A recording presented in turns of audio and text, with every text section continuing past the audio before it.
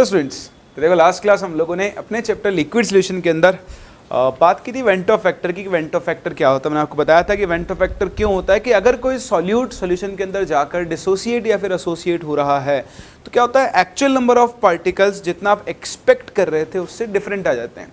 तो अगर number of particles बदल गए तो उनके ऊपर डिपेंड करने वाली प्रॉपर्टीज़ यानी कॉलिगेटिव प्रॉपर्टीज़ की वैल्यूज भी क्या हो जाती है, चेंज।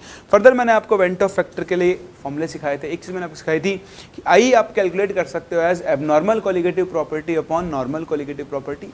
और सबसे इंपॉर्टेंट मैंने आपको उसके साथ मास, मोलर मास का रिलेशन सिखाया था कि आई को आप डिफाइन कर सकते हो normal molar mass upon abnormal molar mass. मैंने आपको एक और चीज़ सिखाई थी कि किसी भी सोल्यूशन के लिए जो कॉलिगेटिव प्रॉपर्टीज़ होती हैं वो मोलर मास की क्या होती है, क्या होती है, हाँ मोलर मास के क्या होती है, वो इन्वर्सली प्रोपोर्शनल होती है। फर्दर फिर हम लोगों ने देखा था कि कैसे हम डिसोसिएशन और एसोसिएशन में वेंटो फैक्टर कैलकुलेट करते हैं। तो क्या था फॉर्मूला, मेरी याददाश्त थोड़ी कमज़ोर है। डिसोसिएशन के लिए आई का formula 1 plus alpha into n minus 1, और एसोसिएशन के लिए फॉर्मूला क्या था, alpha into 1 upon n minus. तो आपको एक फॉर्मूला याद है तो दूसरा अपने आप ही याद है। n को आपको सिर्फ किससे रिप्लेस करना है, 1 अपॉन n से। और आपको मैंने एक काम दिया था, एक छोटा सा क्वेश्चन दिया था होमवर्क में, और डिस्कस करते हैं उस क्वेश्चन को। क्वेश्चन वॉज कि certain mass of substance when dissolved in 100 gram benzene. चलिए, तो आपके पास कोई एक सब्सटेंस था, जैसे मैंने आपको बताया कि उसको आपने 100 ग्राम बेंजीन में डिसॉल्व किया। तो ये आपका सॉल्वेंट है और मान लो कुछ सल्यूट रहा होगा A, ठीक है।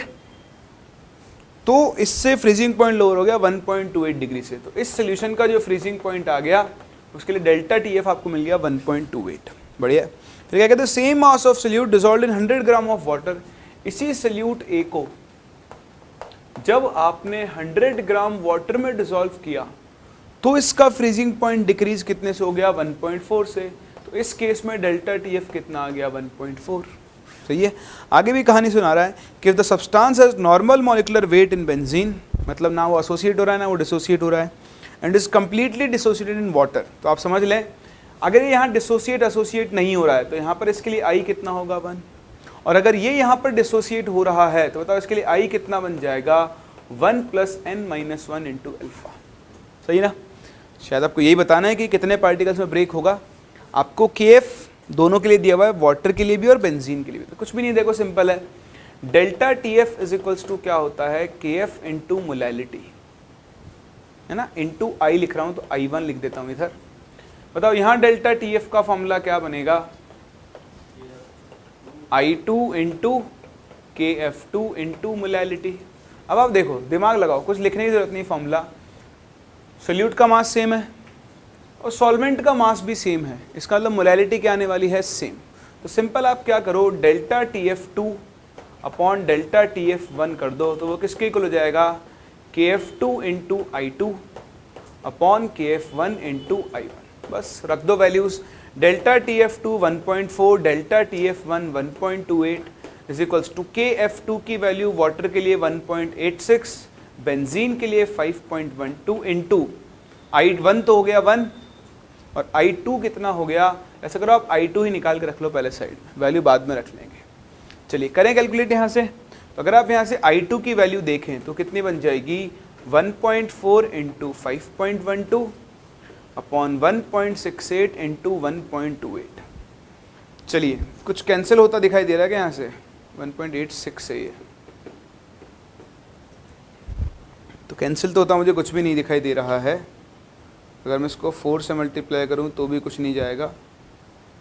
ये पॉइंट से तो गया पॉइंट, ये वैल्यू तो अपने को पूरी ही कैलकुलेट करनी पड़ेगी और कोई तरीका ना चले। 1.28 इंटू 2 हो गया 256 और 256 इंटू 2 कितना हो गया, 512 हो गया क्या, बढ़िया। तो फिर ये गया था, इसको 4 टाइम्स उड़ा दिया इसने,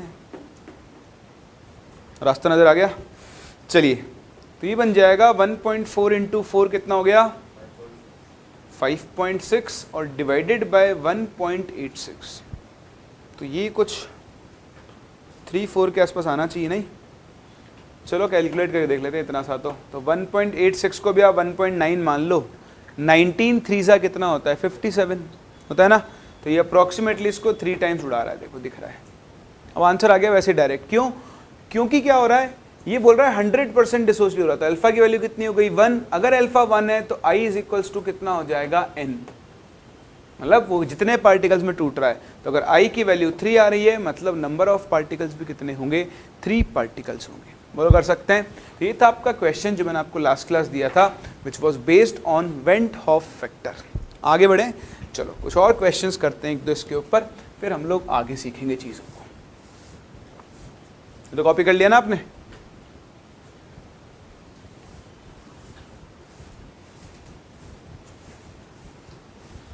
चलिए लिखें अगला क्वेश्चन। आपसे कह रहा है कि x gram, question is this कि x gram of a non volatile compound,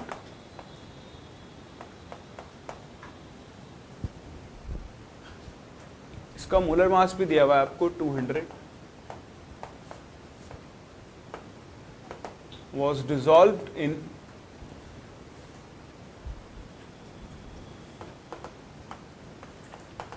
1 liter of 0.05 molar aqueous NaCl solution। ठीक, कह रहा है कि the osmotic pressure of this solution, osmotic pressure of this solution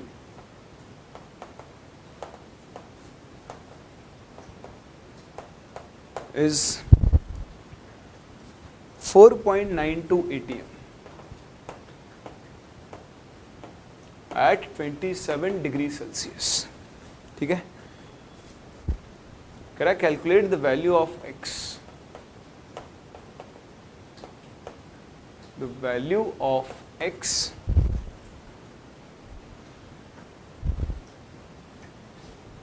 ठीक है।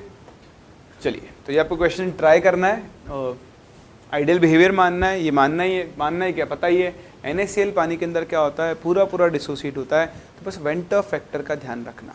ठीक है, चलो ट्राई करो, डिस्कस करते हैं, देखते हैं कि आप इस क्वेश्चन को सॉल्व कर पाते हो या फिर नहीं।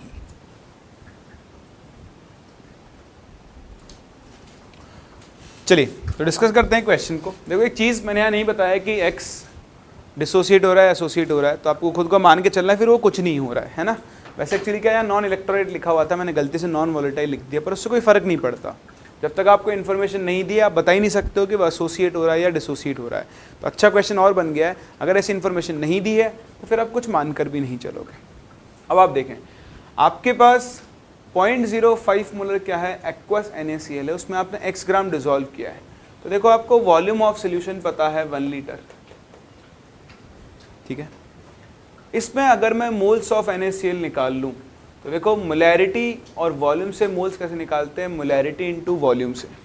तो यहाँ पर मोल्स ऑफ NaCl तो गए 0.05, और बताओ आपने जो एक और नया सॉल्यूट ऐड किया है x, उसके मोल्स कितने हो जाएंगे, x बाय उसका मोलर मास। ठीक है, बस पाई इज इक्वल्स टू क्या होता है, CRT है ना, हाँ ICRT। अब आप देखो, आपको या तो क्या करो, दोनों के लिए अलग अलग पाई निकाल लो और उसको क्या कर दो, ऐड कर दो, या फिर एक ही उसमें करना चाहते हो तो दोनों की कंसंट्रेशन से और आई से बात करें। तो मैं इसको लिखता हूँ pi equal to I1C1RT plus I2C2RT। तो पहले x की बात कर लें, x ना तो एसोसिएट हो रहा है ना डिसोसिएट हो रहा है, उसके लिए I कितना हो गया 1, कॉन्सेंट्रेशन क्या हो जाएगी x/200 क्योंकि वॉल्यूम 1 लीटर है, इंटू R की वैल्यू वही 0.0821, और टेम्परेचर कितना है 300। तो एक काम करो, थोड़ा इजी कर लेते हैं इसको, 1/12 लिख लेते हैं, है ना, कैलकुलेशन थोड़ी सी आसान हो जाएगी। पाई दिया हुआ है आपको 4.92 प्लस बताओ NaCl तो पूरा डिसोसिएट होगा, तो I2 की वैल्यू कितनी हो गई 2, इंटू इसकी कॉन्सेंट्रेशन 0.05 इंटू 1/12 इंटू 300। दो सॉल्व कर सकते हैं, तो 300/12 तो आ गया कॉमन, उसको भेज दो उधर, तो x/200 इज इक्वल्स टू क्या बन जाएगा 4.92 इंटू 12/300 माइनस, देखो ये वैल्यू कितनी बनेगी 0.1। ठीक, यहाँ से आप x के लिए सॉल्व कर लो, तो कुछ दिखाई दे रहा है क्या, ये क्या 25 टाइम्स, ये ऑलमोस्ट कितना आएगा 0.5, 5 के आसपास मान लो इसको ना, तो 5 25 0.2 के आसपास जाएगा ये। 0.2 में से 0.1 गया तो कितना बचेगा 0.1 इंटू 200, तो आपको x की वैल्यू कितनी मिल जाएगी 20। कर सकते हैं। तो ये भी एक सिंपल सा सोल्यूशन आपके पास क्वेश्चन था, जिसमें आपको क्या करना है कि बेसिकली आप दो सोल्यूट्स के लिए तो दोनों को मिलाकर आप क्या कर सकते हो, ऑस्मोटिक प्रेशर निकाल सकते हो। अब देखो इसी को ये ले जाएगा आयनिक इक्विलिब्रियम में, मतलब आपको वीक एसिड वीक बेस से डील करवा सकता है, क्योंकि आप यहाँ से डिग्री ऑफ डिसोसिएशन कैलकुलेट कर सकते हो। तो आओ एक क्वेश्चन उसी टाइप का हम कवर करते हैं, जहाँ पर आपको एक वीक एसिड की वजह से चीज़ें कैलकुलेट करनी पड़ सकती है। तो लिखें आप छोटा सा क्वेश्चन है अपने पास कि आपके पास 0.025 मोलर सोल्यूशन है ऑफ अ मोनोबेसिक एसिड। तो क्वेश्चन इज दिस कि अ 0.025 molar solution of a weak monobasic acid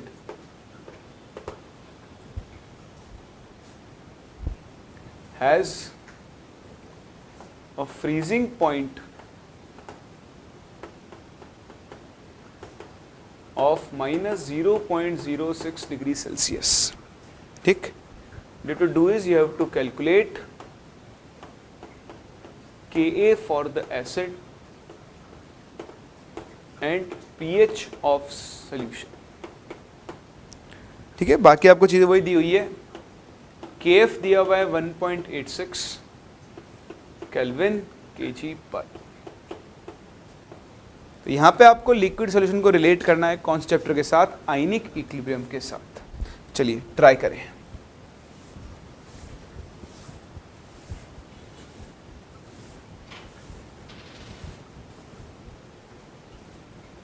हो गया?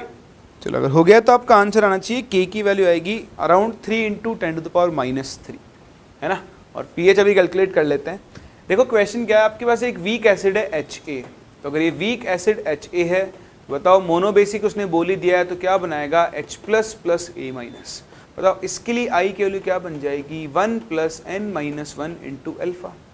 n की वैल्यू कितनी है बताओ 2, तो इसके लिए I बन गया 1 प्लस अल्फा। सही ना।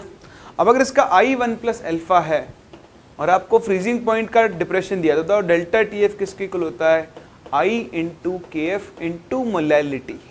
तो देखो डेल्टा TF दिया गया है 0.06, I की वैल्यू हो गई 1 प्लस अल्फा, KF है 1.86 इंटू मोलैलिटी। देखो कंसंट्रेशन बहुत कम है ना, तो डाइल्यूट सोल्यूशन मान के हम मोलैरिटी को किसके इक्वल ले लेंगे, मोलैरिटी के। मतलब बेसिकली इसकी मोलैलिटी भी कितनी हो गई 0.025। देखो इस वैल्यू को आप सॉल्व करके देखो तो ये अप्रॉक्सीमेटली आपको मिलेगी 0.04 के आसपास। ठीक है, अब आप देखो तो 1 प्लस अल्फा की वैल्यू कितनी आ गई 0.06 अपॉन 0.0। ये आप कर लोगे ना, इसको मैं 1 बाय कितना लिख सकता हूँ 40, 1 बाय 40, तो 1 बाय 40 से इसको उड़ाओ 1.86 को, तो अराउंड आपके पास 0.04 के आसपास के लगेगी। 4 4 होता है 16, तो 0.04 से थोड़ा सा और आगे आएगा, चाहो तो आप लिख सकते हो 0.046 के आसपास, पर मैं कैलकुलेशन को थोड़ी सी इजी कर रहा हूँ इसलिए मैं यहाँ पे लेके आ रहा हूँ। तो बताओ 0.06 बाय 4, 6 बाय 4 कितना हो गया 3 बाय 2 दैट इज 1.5 हो गया। बताओ अल्फा की वैल्यू कितनी आ जाएगी 0.5, लेकिन इससे ना अपनी वैल्यू बहुत ज़्यादा चेंज हो जाएगी। तो एक काम करो आप आगे बढ़ो, इसको 0.46 के आसपास ले लो, 6 4 24 प्लस 2 16 18, तो आप 0.046 लेकर चलो इसको। ठीक है, 0.046 से कितना आएगा डिवाइड करके देख लो 46 1 14 0 3, 1.3 के आसपास आ जाएगा ये। ठीक है अप्रोक्सीमेटली। तो आप देखो 1 प्लस अल्फा कितना आ गया 1.3, बताओ यहाँ से अल्फा की वैल्यू कितनी आ जाएगी 0.3 आ गया। बस हो गया क्वेश्चन सॉल्व। अगर आपको इस वीक एसिड के लिए अल्फा मिल गया है तो चलें थोड़ा सा आयनिक इक्विलिब्रियम में। जब एक वीक एसिड डिसोसिएट होता है H plus plus A minus, तो बताओ ये होता है C माइनस सी अल्फा, ये बनेगा C अल्फा, ये बनेगा C अल्फा। तो अगर मैं इसके लिए डिसोसिएशन कांस्टेंट लिखूं Ka, तो उसकी वैल्यू क्या बनती है C alpha square upon 1 minus alpha. तो देखें ये रही अल्फा की वैल्यू 0.3, क्योंकि अल्फा 30% के आसपास आ रहा है, मैं अल्फा को नेग्लेक्ट नहीं कर सकता हूँ, इसलिए मेरे को पूरी वैल्यू रखनी पड़ेगी। बताओ के ए कितना आ जाएगा, सी यानी 0.025 इंटू अल्फा यानी 0.3 होल स्क्वायर अपॉन 1 माइनस 0.3। तो रखें वैल्यूज, ये बन जाएगा 25 इंटू 0.3 का स्क्वायर हो गया 0.09, तो इंटू बन गया 10⁻⁻5, सही है ना। अपॉन कितना बनेगा 0.7, तो इसको 7 लिख लो, एक माइनस को -4 कर दो, तो 25 इंटू 9 होता है 225 अपॉन 7 इंटू 10⁻⁻4। देखें 7 3 ज़ा 21 पॉइंट, 7 2 ज़ा 14 इंटू 10⁻⁻4 के आसपास आपका आंसर आना चाहिए। अच्छा 3.2 लिखा है मैं, हाँ सॉरी, -3 के आसपास आपका आंसर आना चाहिए। ठीक है, तो ये आ गया के ए, पहला पार्ट। दूसरा आपको पीएच निकालनी, तो अगर आपको पीएच निकालनी तो आपको क्या निकालना पड़ेगा, H+, और बताओ H+ किसकी इक्वल है, सी अल्फा। तो सी की वैल्यू 0.025, अल्फा की वैल्यू 0.3, ये आपके पास बनेगा 7.5 इंटू 10⁻⁻3, सही ना। 25 3 75, ये तो आया H+, इसका आप ले लो नेगेटिव लॉग, तो बताओ पीएच कितनी आ जाएगी, 3 माइनस लॉग 7.5 को 75/10 लिख लो, तो 3 माइनस देखो थोड़ा, log 75 is log 25 into 3, 25 plus 3, log 25 को लिख दूंगा 2 log 5 plus log 3 and minus log 10। तो रखे वैल्यूज, 3 माइनस, बताओ log 5 तो कितना होता है 0.7, log 3 0.47 माइनस 1, तो ये 1.4 में से बन गया तो 0.4, 3 माइनस 0.87, बताओ पीएच कितनी आ जाएगी, 2.13 के आसपास। समझ सकते हो। तो इस तरह से आपसे ये क्वेश्चन पूछ सकता है, और भी क्वेश्चन पूछ सकता है। दो अलग अलग एसिड दे देगा, दोनों के लिए अलग अलग बॉइलिंग पॉइंट का एलिवेशन, फ्रीजिंग पॉइंट का एलिवेशन दे देगा, तो वहां से आप उन दोनों का अल्फा निकाल सकते हो। फिर पूछ रहे कौन स्ट्रॉन्ग है कौन वीक है, तो जिसका अल्फा ज़्यादा वो क्या होगा, स्ट्रॉन्ग, जिसका अल्फा कम वो क्या होगा, वीक। और आपसे और भी कई तरह के क्वेश्चंस वो पूछ सकता है, जिनको हम लोग, मैं आपको डीबी में दे रहा हूँ, और हम लोग मिसलेनियस क्वेश्चंस करेंगे उनके अंदर भी हम उसको कवर कर लेंगे। तो I think went of factor पे ये कुछ एग्जाम्पल्स आपके लिए भी सफिशिएंट है। हम लोग वापस से आगे चलते हैं और कुछ और बातें करते हैं थ्योरी की फॉर्म के अंदर कि वेंट ऑफ फैक्टर्स और क्या क्या आपसे पूछ सकता है। दूसरा हमारे पास एक दो टॉपिक बचे हुए हैं, हम उनको भी कवर करते हैं, है ना। चलिए, तो अब देखो, आपने वेंट ऑफ फैक्टर सीख लिया है, आपने वेंट ऑफ फैक्टर को यूज़ करना सीख लिया है, लेकिन कई बार ऐसे क्वेश्चन आपको मिल सकते हैं जो आपको परेशान कर सकते हैं। फॉर एग्जाम्पल मैं आपसे बोलूँ कि मेरे पास एक सोल्यूशन है, ठीक, तो मान लो एक्वस सोल्यूशन है ऑफ सेम मोलैलिटी, और मैं आपसे बोल दूंगा एक सोल्यूशन है इसमें है NaCl, एक सोल्यूशन है उसके अंदर है K2SO4, और एक सोल्यूशन है उसके अंदर है Al2SO4 होल थ्राइस, और मैं आपसे पूछूंगा बताओ इनमें से किसका वेपर प्रेशर सबसे ज़्यादा होगा। मैं आपसे पूछूंगा बताओ इनमें से किसका बॉइलिंग पॉइंट सबसे ज़्यादा होगा, किसका फ्रीजिंग पॉइंट सबसे कम या ज़्यादा होगा, या किसका ऑस्मोटिक प्रेशर सबसे कम या ज़्यादा होगा। तो ये आपको रिलेट करना आना चाहिए। आप देखें इन सब के लिए I की वैल्यू अलग अलग है। 100% डिसीजन मान लूँ तो इसके लिए I2, इसके लिए 3, और इसके लिए कितना आएगा 5। अब आप कैसे डिसाइड करोगे किसका वेपर प्रेशर, किसका बॉइलिंग पॉइंट ज़्यादा है। मैं पहले आपको लॉजिक से समझाता हूँ, फिर एक ट्रिक सिखाऊंगा, उससे यूज़ कर लेना, ठीक है। अब बताओ वेपर प्रेशर, हम अगर किसी सॉल्वेंट में नॉन वोलेटाइल सॉल्यूट ऐड कर रहे हैं तो उसका वेपर प्रेशर क्या होता है, डिक्रीज। तो जितने ज़्यादा पार्टिकल आते जाएंगे सॉल्यूट के, उतना ही ज़्यादा वेपर प्रेशर क्या होगा, डिक्रीज। बताओ इन तीनों में से सबसे ज़्यादा पार्टिकल किससे मिलेंगे, मतलब ये सॉल्यूशन के वेपर प्रेशर को क्या करेगा, सबसे ज़्यादा डिक्रीज करेगा। बोलो सही बात है। इसका मतलब इसी के सॉल्यूशन का वेपर प्रेशर क्या होगा, सबसे कम होगा। तो ट्रिक क्या बनी कि अगर आप वेपर प्रेशर को कंपेयर करना चाहते हो, तो वैसे इन्वर्सली होता नहीं है पर ये अपने ट्रिक के लिए है, दिस इज आवर ट्रिक, कि जिस सोल्यूट के लिए I की वैल्यू सबसे ज्यादा होगी उसके सोल्यूशन का वेपर प्रेशर क्या हो जाएगा, उतना ही कम। सही है, कोई डाउट। ध्यान रखना, वेपर प्रेशर जितना कम होगा लोअरिंग उतनी क्या होगी, ज्यादा। ठीक है। तो वेपर प्रेशर पूछ रहा है तो आई से इन्वर्सली रिलेट करोगे, और अगर लोअरिंग पूछ रहा है, चेंज इन वेपर प्रेशर पूछ रहा है, तो वो सबसे ज़्यादा इसके लिए आएगा। दूसरी चीज़ बताओ, डेल्टा टीबी का फॉर्मूला क्या होता है, वो तो आपको दिख ही रहा है, आई आता है उसके अंदर। तो जिसका डेल्टा टीबी सबसे ज़्यादा, अब बताओ बॉइलिंग पॉइंट कैसे निकालते हैं, 100 में ऐड करके निकालते हैं ना। तो अगर किसी का डेल्टा टीबी सबसे ज़्यादा है तो बताओ उसका बॉइलिंग पॉइंट भी क्या होगा, सबसे ज़्यादा होगा। समझ रहे हो। फ्रीजिंग पॉइंट, फ्रीजिंग पॉइंट के लिए हम क्या निकालते हैं, डेल्टा टीएफ। डेल्टा टीएफ भी किसके प्रोपोर्शनल होता है, आई। लेकिन डेल्टा टीएफ निकालकर जब हम फ्रीजिंग पॉइंट निकालते हैं तो यादें क्या करते हैं, 0 माइनस डेल्टा टीएफ। अब डेल्टा टीएफ जितना बड़ा होगा, माइनस साइन की वजह से फ्रीजिंग पॉइंट उतना ही क्या होता जाएगा, कम। तो ट्रिक क्या बनी, freezing point will be inversely proportional to i. और ऑस्मोटिक प्रेशर, तो ऑस्मोटिक प्रेशर का तो फॉर्मूला ही ICRT होता है, तो वहां पर आई जितना ज़्यादा, ऑस्मोटिक प्रेशर भी क्या होगा, उतना ही ज़्यादा। तो ये आपकी छोटी सी ट्रिक है, बॉइलिंग पॉइंट, ऑस्मोटिक प्रेशर, जिसका आई जितना ज़्यादा होगा उसका ऑस्मोटिक प्रेशर और बॉइलिंग पॉइंट भी क्या होगा, उतना ही ज़्यादा, और फ्रीजिंग पॉइंट और वेपर प्रेशर क्या होता जाएगा, उतना ही कम होता जाएगा। बोलो कर सकते हैं। तो आप बड़ी आसानी से कंपेयर कर सकते हो। मैं आपसे बोलूँ इनके बॉइलिंग पॉइंट का ऑर्डर बताओ, बताओ सबसे ज़्यादा किसका होगा, Al2SO4 होल थ्राइस, फिर K2SO4, फिर फ्रीजिंग पॉइंट का ऑर्डर बताओ, तो सबसे ज़्यादा फ्रीजिंग पॉइंट इसका होगा, फिर इसका, फिर इसका। कर सकते हो ना। तो इस तरह के क्वेश्चन से आपको खेलना आना चाहिए। ये एक ट्रिक आपने समझ ली तो इस तरह के सारे क्वेश्चंस के साथ आप डील कर सकते हो। डीपी में बहुत सारे मिलेंगे, हम डिस्कस भी करेंगे उनको, इसलिए मैं भी नहीं करवा रहा हूँ। मैंने चीज़ समझा दी, आप खुद ट्राई करके देखो, आपको आइडिया लग जाएगा। अच्छा चलो, मैं यहाँ पर एक स्टेटमेंट लिख रहा हूँ, ध्यान देना। ये कॉपी कर लिया ना आपने, नहीं किया तो कर लो फटाफट से, जब तक मैं इधर जगह बना लेता हूँ। चलो आप यहाँ पे कॉपी कर लो।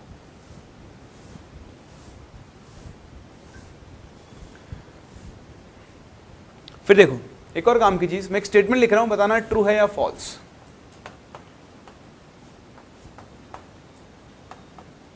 To solutions having same concentration of solute at same temperature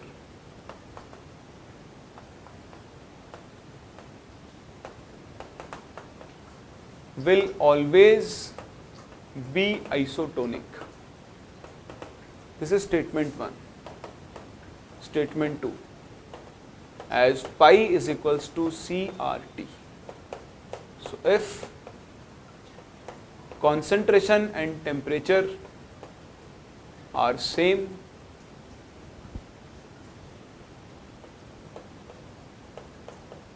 osmotic pressure will also be same. हाँ जी बताएं, क्या दोनों स्टेटमेंट सही हैं? देखो एक सही है एक गलत है, और एक्सप्लेनेशन है या नहीं है? दोनों ही गलत है, क्यों?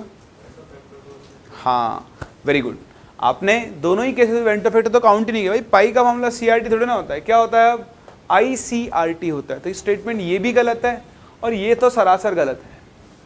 दो सॉल्यूशंस की कंडीशन सेम हो जाए, टेम्परेचर सेम हो जाए, तब भी गारंटी नहीं है कि उनका ऑस्मोटिक प्रेशर क्या होगा, सेम। क्यों?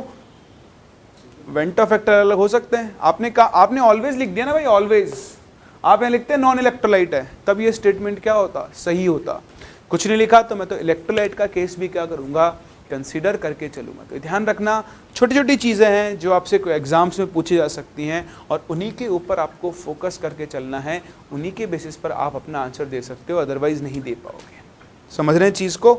चलिए, तो ये था आपका वेंट ऑफ फैक्टर और वेंट ऑफ फैक्टर से रिलेटेड टॉपिक्स, क्वेश्चंस जो आपसे पूछे जा सकते हैं। अब हम चलते हैं इस चैप्टर के अंतिम पड़ाव के अंदर और बात करते हैं लिक्विड सॉल्यूशंस ऑफ गैसेस। मतलब गैस को हमने किसके अंदर डिसॉल्व किया हुआ है, लिक्विड के अंदर। हम यहाँ पे बात करेंगे कि यहाँ पर जो गैसेस होती हैं उनकी सॉल्युबिलिटी किस पर डिपेंड करती है, और एक लॉ पढ़ेंगे, इसे हम क्या बोलते हैं, हेनरीज लॉ। आओ शुरू करते हैं।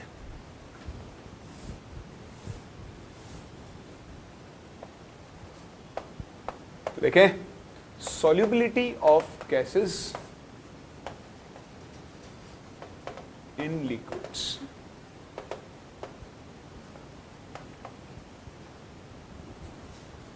अच्छा, एक स्टेटमेंट बोलता हूँ, बताना सही है गलत है।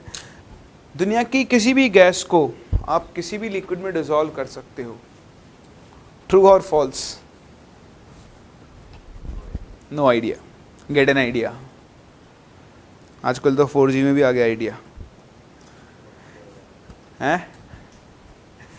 खैर चलो, हाँ कर सकते हो, ठीक है। आप गैसेस को लिक्विड में डिसॉल्व कर सकते हो depending on pressure and temperature. Her pressure temperature पर नहीं हो सकता, लेकिन हाँ आप किसी भी गैस को किसी भी लिक्विड में क्या कर सकते हो, एक फिक्स्ड प्रेशर और टेम्परेचर पर डिसॉल्व कर सकते हो। हम बेसिकली यहाँ कर रहे हैं बात वाटर की, तो अब सिंपल सा पहला पॉइंट तो लिखें, all gases can be dissolved in a liquid up to larger or smaller extent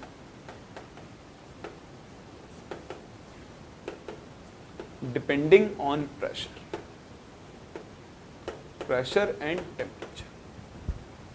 ठीक है, तो आप किसी भी गैस को किसी भी लिक्विड में डिसॉल्व करके उसका सोल्यूशन बना सकते हो। बहुत सारे एग्जांपल है लाइफ में, आप बचपन से पढ़ते आ रहे हो। जितने भी सॉफ्ट ड्रिंक्स पीते हो उनके अंदर क्या होता है, CO2 गैस पानी में डिसॉल्व होती है। जितने भी एक्वेटिक लाइफ्स के जो भी प्लांट्स हैं, एनिमल्स हैं, जिंदा इसलिए क्योंकि पानी के अंदर क्या होता है, O2 गैस क्या होती है, आपकी डिसॉल्व फॉर्म में होती है।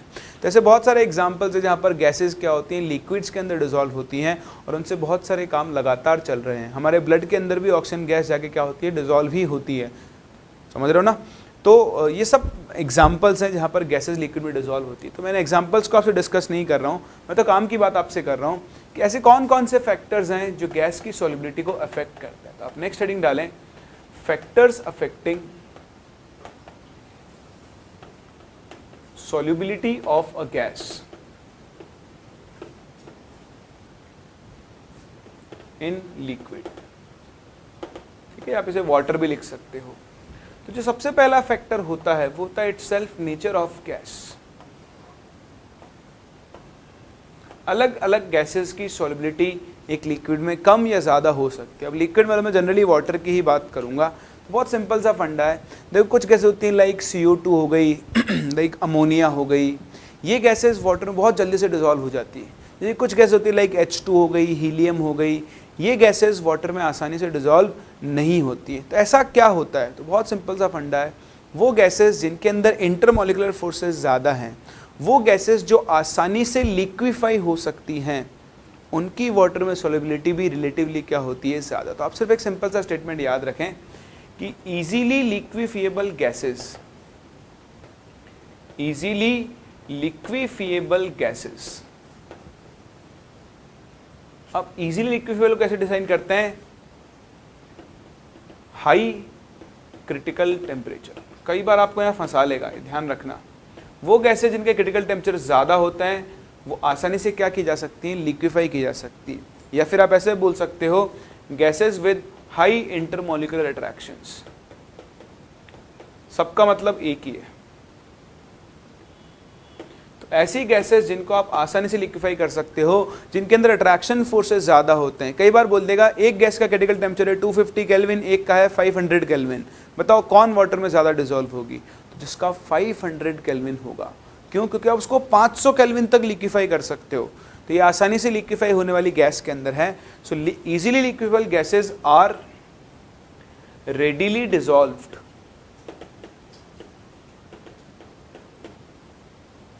इन वाटर। एग्जाम्पल जैसे CO2 हो गई, NH3 हो गई, SO2 हो गई, है ना। ये सारी गैसेस क्या हो सकती है, आसानी से पानी के अंदर डिसॉल्व हो सकती है। ठीक, चलिए एक बात तो ये आप ध्यान रखें कि नेचर ऑफ गैस पे डिपेंड करती है। दूसरा जो फैक्टर होता है वो भी बहुत ही आसान होता है, दैट इज टेम्परेचर। तो ये भी आप सभी जानते हैं कि अगर आप टेम्परेचर को बढ़ाओ या कम करो तो सॉल्युबिलिटी पे इफेक्ट पड़ता है। सॉफ्ट ड्रिंक जो ठंडी होती है अच्छी लगती है, गर्म होती है बिल्कुल भी अच्छी नहीं लगती। क्यों? क्योंकि उसके अंदर जो फिज है, जो CO2 गैस डिसॉल्व है, जब उसका टेम्परेचर बढ़ता है तो सारी गैस क्या हो जाती है, बाहर निकल जाती है। तो सिंपल है, the solubility of a gas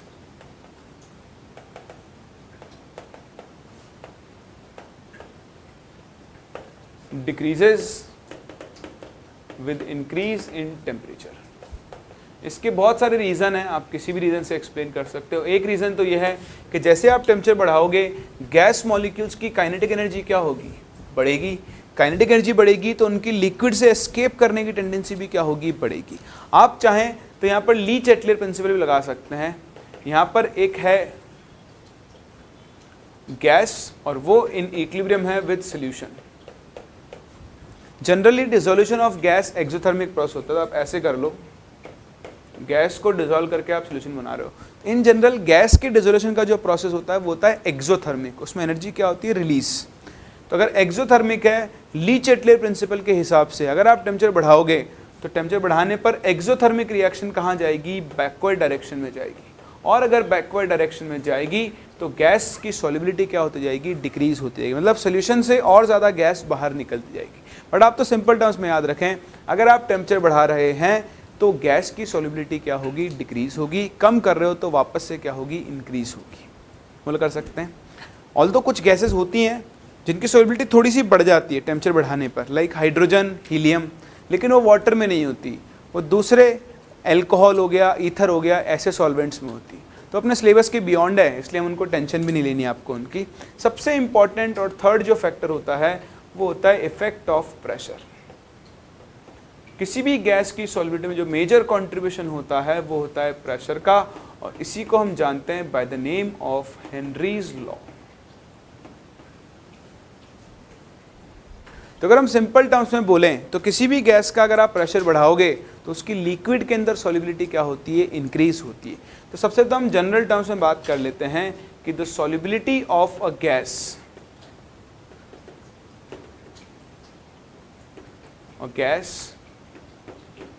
in a liquid increases with increase in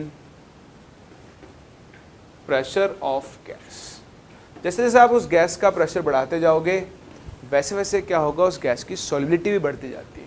तो इस चीज़ को एक्सप्लेन किया था हेनरी ने, और इसीलिए हम इसे हेनरीज लॉ के नाम से पढ़ते हैं। देखो, हेनरी ने दो तरह से डिफाइन किया था गैस की सॉल्युबिलिटी को।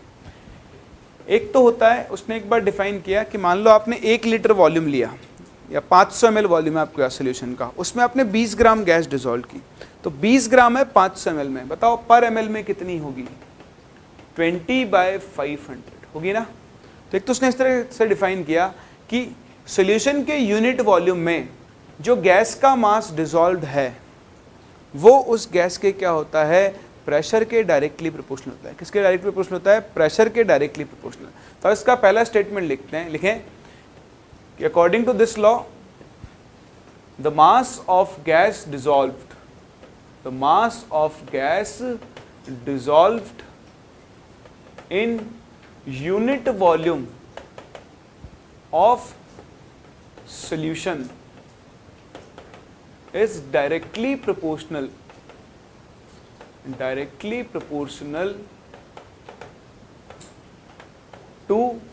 to the pressure of gas। ये रादर मैं और अच्छा टर्म लिखता हूं, to the partial pressure of gas,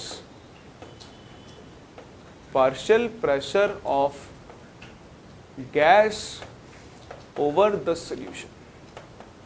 तो उस सॉल्यूशन के ऊपर वो गैस जितना प्रेशर, ध्यान रखना हेनरीज लॉ में ये गलती करते हैं लोग, आपको टोटल प्रेशर नहीं लेना है, आप जिस गैस की सॉल्युबिलिटी की बात कर रहे हो आपको उसी गैस का पार्शियल प्रेशर लेना होगा। That is m/v is directly proportional to क्या होता है, p। या फिर सिंपल बोलो तो m बोल सकते हो कि mass dissolved in a given volume वो किसकी प्रोपोर्शनल होगा, गैस के प्रेशर के। तो मैं simple m proportional to p लिख रहा हूं, और अगर आप प्रोपोर्शनल साइन हटाओगे तो यहाँ पर क्या आ जाएगा, एक कांस्टेंट जिसको हम हेनरीज कांस्टेंट नहीं बोलते हैं।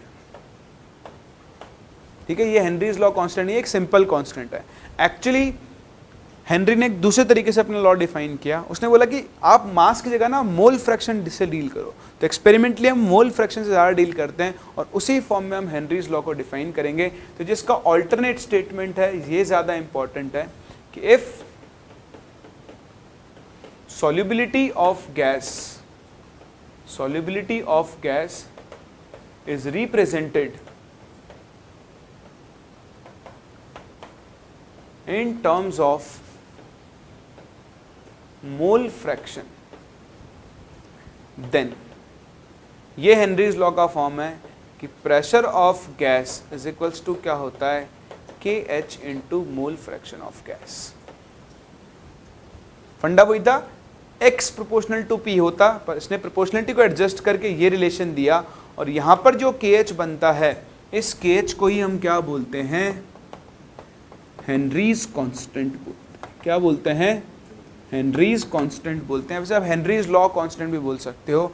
ये हेनरीज कांस्टेंट डिपेंड करता है, it depends on nature of gas. अलग अलग गैसेस के लिए हेनरीज लॉ कांस्टेंट की अलग अलग होगी, और टेम्परेचर।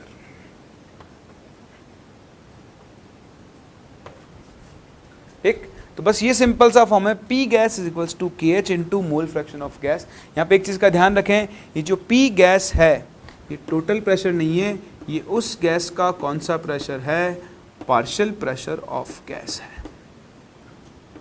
ठीक है, तो अभी मैं आपको इसके ऊपर न्यूमेरिकल कराऊंगा, तब और चीज़ों पे अपन ध्यान दे लेंगे, बट हाल फिलहाल KH का खुद का बहुत बड़ा इंपॉर्टेंट रोल है। देखो, जैसे मैंने आपको बताया, अलग अलग गैसेस के लिए KH की वैल्यू भी क्या मिलने वाली है, आपको अलग अलग मिलने वाली है।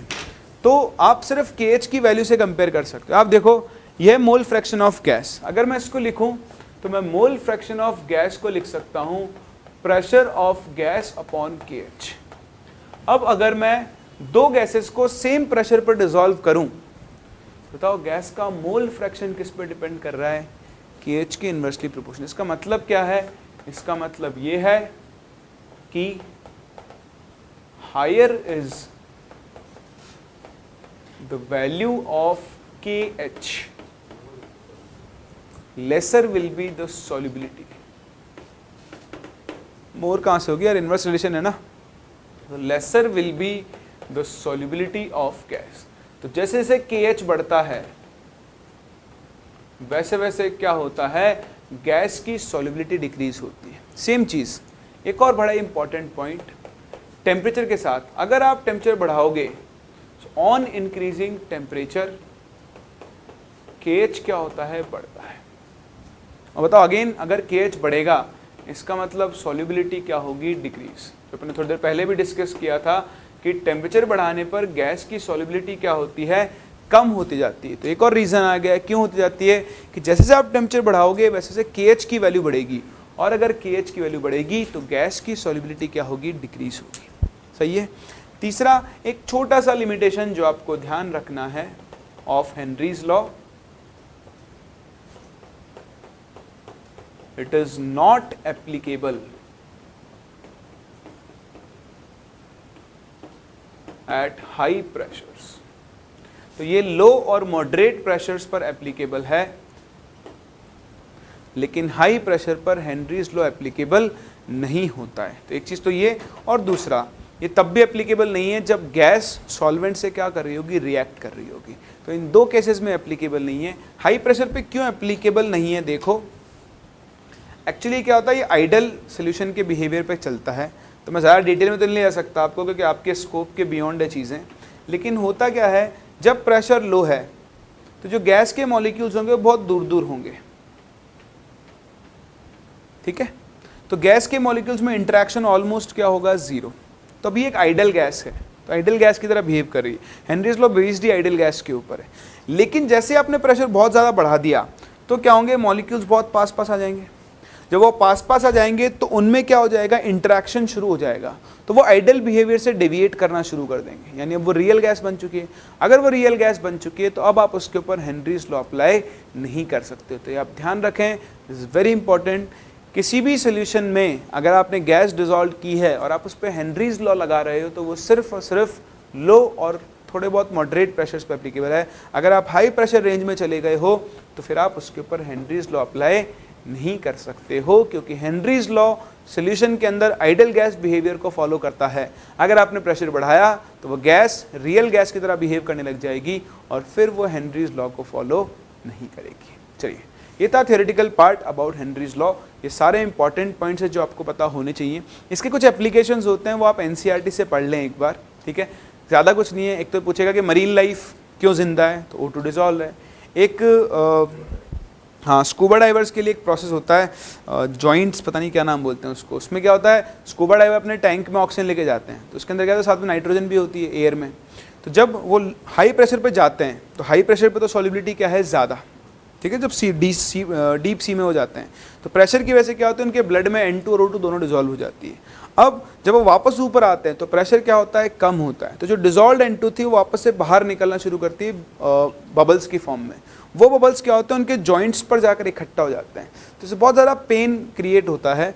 मैं उस प्रोसेस का नाम भूल गया हूँ, उसको एक अच्छा सा नाम होता है, वो आप पढ़ लेना NCERT के अंदर, जिसकी वजह से पेन क्रिएट होता है। अभी मुझे याद आ जाएगा तो मैं आपको बता ही दूंगा। तो बस वो आपके पास कंडीशन होती है। एक और कंडीशन होती है, इसी से बचने के लिए, है ना, इसी से बचने के लिए हम उसके अंदर हीलियम गैस को डिजोल्व करते हैं। एक्चुअली मैं प्रोसेस का नाम याद करने की कोशिश कर रहा हूँ। वो जो दर्द होता है, वो पेनफुल कंडीशन होती है, उसका एक बहुत अच्छा सा नाम होता है। नहीं, क्रैम्प्स नहीं बोलते उनको, कुछ नाम होता है उसी का। जब वो जॉइंट्स पे जाके बबल्स इकट्ठा हो जाते हैं तो वो ज़ुबान पे आ रहा है, वो निकल नहीं रहा है, ठीक है, आएगा जब मैं बता दूंगा। तो उस बबल फॉर्मेशन से बचने के लिए हम उसके अंदर क्या करते हैं, हीलियम गैस को डिसॉल्व करते हैं। अब हीलियम गैस डिसॉल्व करने से क्या होगा, N2 का पार्शियल प्रेशर कम हो जाएगा।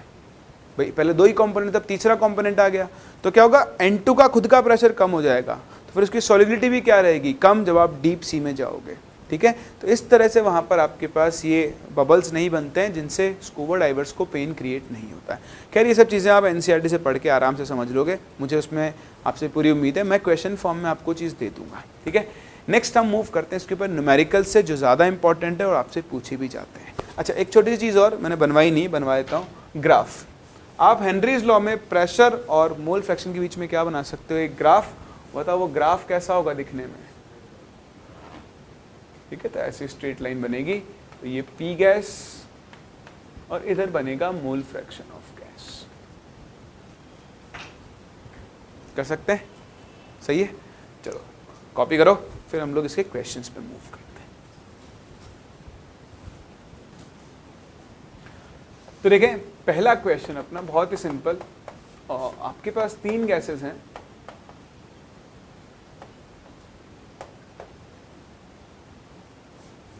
X, Y and Z।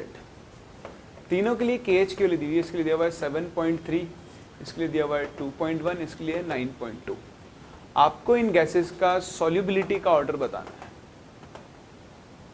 Same solvent में सेम प्रेशर पर। बताओ फटाफट से, वर्बल क्वेश्चन है, बताओ सबसे ज़्यादा सॉल्युबल कौन होगा, Y, फिर और फिर, अभी बताया था ना, जिस गैस के लिए KH जितना ज़्यादा होगा उस गैस की सॉल्युबिलिटी क्या होती जाएगी, उतनी ही कम, है ना। चलो, इसको तो क्वेश्चन में कंसीडर ही नहीं करते हैं, this is out of question. Question करते हैं दूसरा न्यूमेरिकल जो आपसे पूछा सकता है। देखें क्वेश्चन कि इफ N2 गैस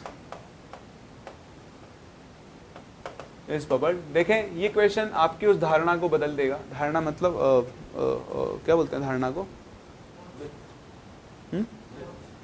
मिथ नहीं होती धारणा, मिथ नहीं होती धारणा, मतलब आपकी सोच, मतलब आपकी, आपसे ही सीखा है, सोच आप बोल रहे हैं। इंग्लिश की बात कर रहा था थोड़ा सा, कि उसको हम क्या बोलते हैं, नहीं एक्सपेक्टेशन नहीं बोलते। एक्सपेक्टेशन तो अपेक्षा होती है, खैर छोड़ो, कोई भी होती है, अपने को क्या फ़र्क पड़ता है, अपेक्षा उपेक्षा। तो ये आपकी सोच को बदल देगा कि NCERT एक रद्दी किताब है, वो हमारे लेवल की नहीं है ना, हम उसमें से क्वेश्चन नहीं करें। NCERT ज़रूर करनी चाहिए, ये क्वेश्चन NCERT का ही है जिसको मैं एज ए इलस्ट्रेशन ले रहा हूँ, ठीक। लेकिन question, if N2 gas is bubbled through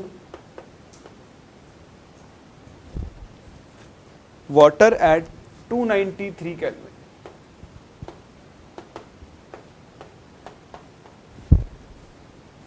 how many millimoles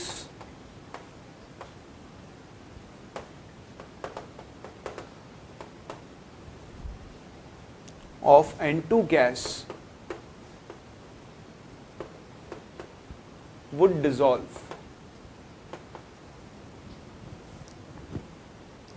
in 1 liter of water?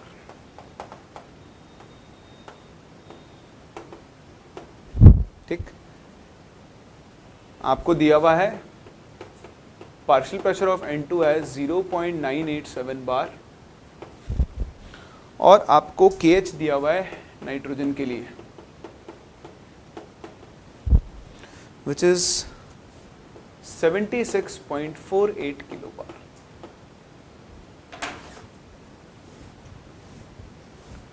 चलो, तो पहला क्वेश्चन मेरी तरफ से, अगला क्वेश्चन आप करना। ये आपसे कह रहा है कि N2 गैस को आपने बबल किया है वाटर से 293 केल्विन पर। तो आप देखें, जो बबल आपने वाटर में किया तो उसमें 1 लीटर वाटर दिया है। हम हेनरीज लॉ से क्या कर सकते हैं, Pn2 इज इक्वल्स टू क्या लिख सकते हैं, KH into mole fraction of N2। देखो प्रेशर ऑफ N2 कितना दिया हुआ है आपको, 0.987 बार। बताओ KH की वैल्यू कितनी है, 76.48 किलो बार को बदलें बार में तो इंटू 10⁻3। तो यहाँ से आप निकाल सकते हैं मोल फ्रैक्शन ऑफ N2 की वैल्यू। तो कैलकुलेशन थोड़ी सी डिफिकल्ट है, इसलिए हम लोग क्या करते हैं, दी गई वैल्यू का सहारा लेते हैं। ये आप कैलकुलेट करोगे, आपको वैल्यू मिल जाएगी 1.29 इंटू 10⁻⁻5। हाँ जी, ये मिल जाएगा। अब बताओ मोल फ्रैक्शन ऑफ N2 को मैं क्या लिख सकता हूँ, moles of N2 upon moles of N2 plus moles of H2 लिख सकता हूँ। आपको दिख रहा है मोल फ्रैक्शन N2 कितनी कम है, मतलब यहाँ से मैं मोल्स ऑफ N2 को क्या कर सकता हूँ, नेग्लेक्ट कर सकता हूँ। अगर आप नेग्लेक्ट नहीं करना चाहते तो कोई बात नहीं, कैलकुलेट कर लो, आपकी इच्छा है ना। बचा कौन, 1 लीटर यानी 1000 ml वाटर। बताओ 1000 ml H2O का मतलब कितना हो गया, 1000 ग्राम H2O हो गया। और 1000 ग्राम H2O में अगर मैं मोल्स निकालूं तो वो कितना आ जाएगा, 1000/18 दैट इज 55.5। तो जैसे आप यहाँ वैल्यू 55.5 रखेंगे, आपको मोल्स ऑफ N2 मिल जाएंगे 1.29 इंटू 55.5 इंटू 10⁻⁻2, क्योंकि आपको मिली मोल्स बताने हैं, तो मोल्स को मिली मोल्स में कन्वर्ट करना है आपको। तो 1000 से आप उसको क्या कर दो, मल्टीप्लाई और कर दो। समझ में आ रहा ना फंडा। तो देखो ध्यान दें, ये सिंपल टाइप ऑफ क्वेश्चन है, ऐसे क्वेश्चंस भी आपसे पूछ सकते हैं। दूसरा, कई बार आपको एक गैसियस मिक्सचर दे देगा, तो उस गैसियस मिक्सचर में फिर आपको ध्यान रखना होगा कि आपको टोटल प्रेशर यूज़ नहीं करना है, जिस गैस की सॉल्युबिलिटी निकाल रहे हो सिर्फ उसी गैस का पार्शियल प्रेशर यूज करना है। कॉपी करें, मूव करते हैं ऐसे क्वेश्चंस पर भी। देखें एक और बहुत ही अच्छा क्वेश्चन, लेकिन Henry's law constant for the solubility of N2 gas, मैं ना शॉर्ट फॉर्म में लिखवा रहा हूँ। आपको KH दिया हुआ है नाइट्रोजन के लिए, विच इज 10⁵ atm। ठीक है, कह रहा है कि the mole fraction of N2 in air is 0.6। ठीक, और आपको बताना है calculate the number of moles of N2 dissolved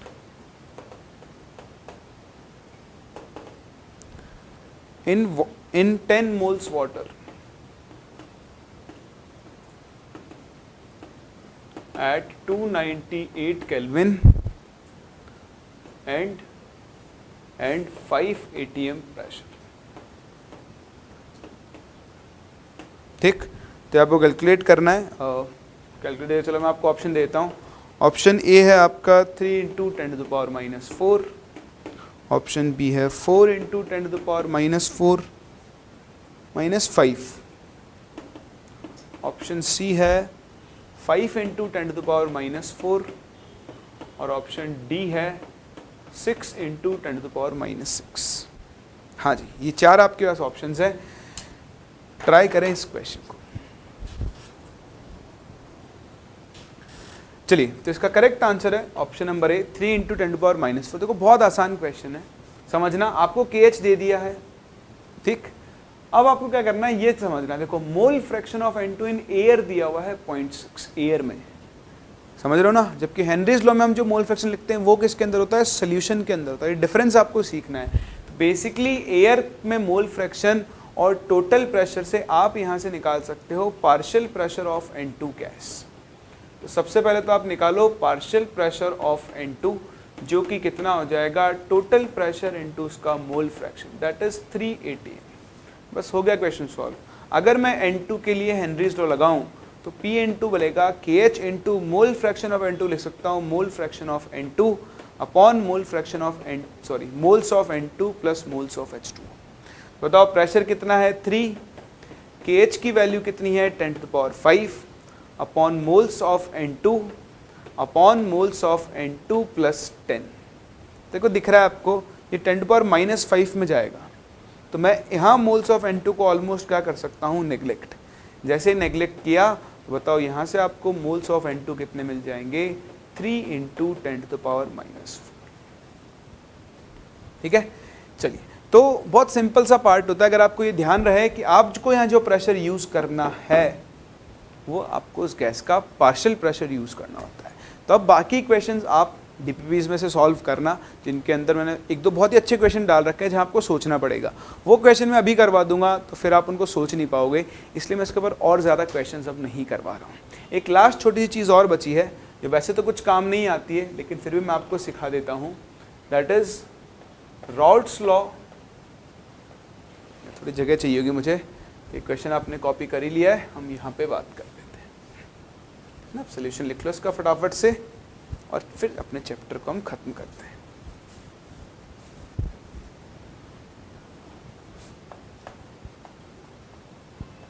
देखिए Raoult's law as a special case of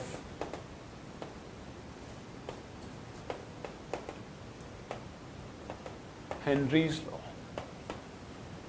आप देखें हेनरी ने क्या बोला कि P गैस जो होता है वो KH into mole fraction of gas के इक्वल होता है।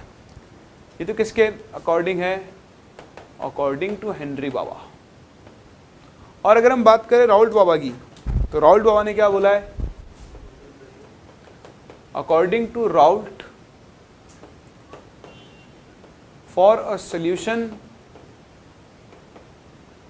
कंटेनिंग नॉन वोलेटाइल सोल्यूट, है ना। या तो सिंपल राउल्ट लॉ ऐसी बात कर लो या लिख लो। चलो बताओ उस कंपोनेंट का जो पार्शियल प्रेशर होगा वो किसके इक्वल होता है, P0 इंटू उसका मोल फ्रैक्शन इन सोल्यूशन। ठीक है ना, तो मैं इसको सॉल्वेंट बोल रहा हूँ। अब जरूरी नहीं सोल्यूट आपका नॉन वोलेटाइल हो, अगर वोलेटाइल होगा तब भी हम सॉल्वेंट के लिए ये चीज़ अप्लाई कर सकते हैं। तो आप देखें हेनरीज लॉ क्या है, सोल्यूट के लिए एप्लीकेबल होता है। यहाँ पर जो गैस है वो क्या होती है आपकी सोल्यूट होती है, जबकि रॉल्स लॉ आप किसके ऊपर अप्लाई करते हो, सॉल्वेंट के ऊपर अप्लाई करते हो। पहली चीज़ तो ये। दूसरा, अगर मैं इसको सोल्यूट के लिए भी अप्लाई कर लूँ फॉर अ वॉलेटाइल सोल्यूट, तो आप देखें P इज इक्वल्स टू क्या बनेगा, P0 into mole fraction of solute में बोल देता हूँ। ठीक, तो दोनों में डिफरेंस किस चीज़ का है, देखो ये पार्शियल वेपर प्रेशर बता रहा है उसी वॉलेटाइल सोल्यूट का, ये क्या बता रहा है, पार्शियल प्रेशर ही बता रहा है उस गैस का। तो ये दोनों सेम कब हो सकते हैं वैल्यूज, जब सॉल्यूशन के अंदर मोल फ्रैक्शन ऑफ गैस और मोल फ्रैक्शन ऑफ सोल्यूट क्या हो जाए सेम, और KH किसके इक्वल हो जाए, P0 के। तो रॉल्स लॉ हेनरीज लॉ का एक स्पेशल केस बनता है if the solute is so volatile that it is almost completely volatile, completely converted into vapors and very small amount is present in solution। ये कहना चाह रहा है ऐसा कि भाई आपका सोल्यूशन था, इस सोल्यूशन में एक सॉल्वेंट और एक सोल्यूट है। अब सोल्यूट इतना ज़्यादा वोलेटाइल है कि वो पानी के अंदर रहना ही नहीं चाहता। जैसे उसको बनाओगे वो ऑलमोस्ट सारी की सारी क्या बन जाएंगी, बताओ वेपर बन जाएंगी। तो सेम केस हो गया, जैसे आप एक गैस को डिसॉल्व कर रहे हो सोल्यूशन में, तो कुछ पार्ट गैस का डिसॉल्व फॉर्म में रहेगा और बाकी सारा कहाँ पर रहेगा, ऊपर तैरता रहेगा। तो basically Rawls law Henrys law का एक स्पेशल केस है, और वो स्पेशल केस क्या है कि जब आपका सोल्यूट इतना ज़्यादा वोलेटाइल हो कि वो ऑलमोस्ट उसके ऊपर गैस की तरह क्या हो जाएगा, अकोमुलेट हो जाएगा। और इस केस में बताओ पी नॉट की वैल्यू किसके इक्वल हो जाएगी, के एच के इक्वल हो जाएगी। समझ रहे हो? इसको हम ग्राफ से भी दिखाते हैं। देखो ग्राफ से, ग्राफ क्या होता है, तो ग्राफ होता है प्रेशर वर्सेस मोल फ्रैक्शन का। मोल फ्रैक्शन किसका, सोल्यूट और सॉल्वेंट का। तो यहां पर हम प्योर सोल्यूट मान लेते हैं और इधर आप सॉल्वेंट मान लेते हो। तो हेनरीज लॉ तो हमने देख लिया है, एक ऐसी लाइन बनेगी जो आगे तक बढ़ती जाएगी। लेकिन अगर वहीं आप रॉल्स लॉ की लाइन बनाओ तो रॉल्स लॉ की लाइन कुछ इस तरह से बनेगी एक आइडियल सॉल्यूशन के लिए। ये कहाँ पे खत्म होगा, ये सोल्यूट का मोल फ्रैक्शन है तो सॉल्वेंट का वेपर प्रेशर कितना होगा, 0, है ना। जैसे मान लो पी ए के लिए बात कर रहा हूँ मैं सोल्यूट के लिए, तो अब यहाँ 0 से शुरू हुए, एक्स ए यहाँ पर 0 है और एक्स ए यहाँ पर 1 है, ठीक है। तो बताओ हेनरीज लॉ, ये तो कौन सी लाइन है, हेनरीज लॉ की लाइन है। तो बताओ ये कौन सी लाइन है, ये रॉल्स लॉ की लाइन है। तो बताओ हेनरीज लॉ और रॉल्स लॉ रिजल्ट सेम कब देंगे, जब ये दोनों लाइंस कहाँ होंगी, मिल रही होंगी। तो बताओ ये दोनों लाइंस कहाँ मिल रही है, तो जब सोल्यूट का अमाउंट क्या हो चुका है, बहुत कम। This is very very dilute solution. तो वही तो मैंने आपको सिखाया, अगर सोल्यूशन इतना ज़्यादा डाइल्यूट कब होगा, जब सारा सोल्यूट क्या हो चुका होगा, वेपराइज हो चुका होगा। तो हेनरीज लॉ और रॉल्स लॉ सेम वैल्यूज देते हैं कब, जब आपके सोल्यूट का वोलेटाइल नेचर क्या है, बहुत ज़्यादा है। तो इससे क्वेश्चन किस तरह के बन सकते हैं, ऐसे पूछ सकता है कि अगर कोई सोल्यूट हेनरीज और रॉल्स लॉ दोनों फॉलो कर रहा है तो बताओ हम उसके नेचर पे क्या कमेंट कर सकते हैं, वो नेचर में कैसा होगा, बहुत ज़्यादा वॉलेटाइल होगा। सही है। तो बस एक छोटा सा टॉपिक था जो आपको एनसीईआरटी में दिया हुआ है। ऑल्दो कभी इससे क्वेश्चंस पूछे नहीं गए तो पूछे जा सकते हैं, इसी चीज़ को लेकर मैंने इसको कवर किया है। और यहीं पे हम समाप्त करते हैं अपने chapter liquid solution and colligative properties को। जितने वैरायटी ऑफ प्रॉब्लम टॉपिक्स यहाँ पर हम कवर कर सकते थे मैंने सारे कवर किए हैं, कुछ भी स्किप नहीं किया है। अब आपने अगर तमीज़ से इनकी सारी डीपीपी सॉल्व की हैं और डीएलपी सॉल्व कर लिया E2 का साथ में, तो बस उसके अलावा फिर आपको कुछ भी करने की ज़रूरत नहीं है। आप अपनी तैयारी में मतलब बिल्कुल परफेक्ट रहोगे, फिर आप इसके क्वेश्चंस को छोड़कर नहीं आ सकते। तो हम मिलते हैं अपने नेक्स्ट लेक्चर के अंदर, नेक्स्ट वीडियो के अंदर एक नए चैप्टर के साथ।